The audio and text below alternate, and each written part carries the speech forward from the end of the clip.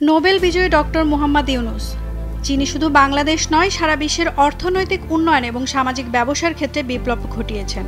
বিশ্বজুড়ে দরিদ্র মানুষের জীবনকে বদলে দিয়েছেন তিনি।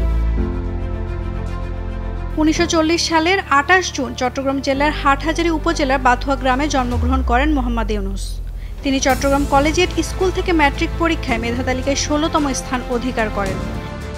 এরপর চট্টগ্রাম কলেজে উচ্চ মাধ্যমিক এবং তারপর ঢাকা বিশ্ববিদ্যালয়ে অর্থনীতিতে ভর্তি হয়ে বিএ এবং এমএ পাশ করেন। পড়াশোনা শেষে মোহাম্মদ ইউনূস ব্যুরো অব ইকোনমিক্সে গবেষণা সহকারী হিসেবে যোগদান করেন। পরে 1962 সালে চট্টগ্রাম কলেজে প্রভাষক হিসেবে কাজ শুরু করেন তিনি। 1965 সালে স্কলারশিপ নিয়ে যুক্তরাষ্ট্রে চলে যান এবং ভেন্ডারবিল্ট বিশ্ববিদ্যালয় থেকে 1969 সালে অর্থনীতিতে পিএইচডি ডিগ্রি অর্জন করেন তিনি। 1972 সালে দেশে ফিরে আসেন ডক্টর মোহাম্মদ ইউনূস। দেশে ফিরে তিনি চট্টগ্রাম বিশ্ববিদ্যালয়ে অর্থনীতি বিভাগের সহযোগী অধ্যাপক হিসেবে যোগ দেন। এরপর তিনি 1976 সালে গ্রামীণ ব্যাংক প্রতিষ্ঠা করেন, যা মূলত দরিদ্র ও ভূমিহীন মানুষের জন্য ক্ষুদ্র ঋণ প্রদানের মাধ্যমে স্বাবলম্বী হওয়ার পথ তৈরি করে। এটি 1983 সালে একটি পূর্ণাঙ্গ ব্যাংক হিসেবে প্রতিষ্ঠা লাভ করে।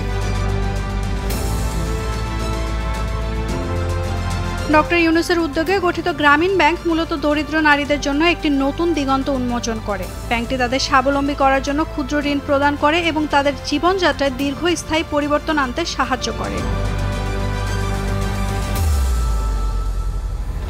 2006 সালে ডক্টর মোহাম্মদ ইউনূস এবং তার প্রতিষ্ঠিত গ্রামীণ ব্যাংক শান্তিতে নোবেল পুরস্কার লাভ করেন।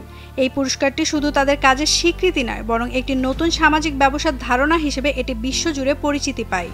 কিন্তু ডক্টর ইউনূসের এই যাত্রা এত সহজ ছিল না। 2009 সালে শেখ হাসিনা সরকার গঠনের পর ডক্টর ইউনূসের বিরুদ্ধে নানা অভিযোগ তোলা হয়। তাকে ব্যাংক পরিচালনার দায়িত্ব থেকে অপসারণ করা হয় এবং একাধিক মামলায় আদালতে হাজিরা দিতে হয়, এমনকি কারাদণ্ডেরও ঝুঁকি ছিল তার।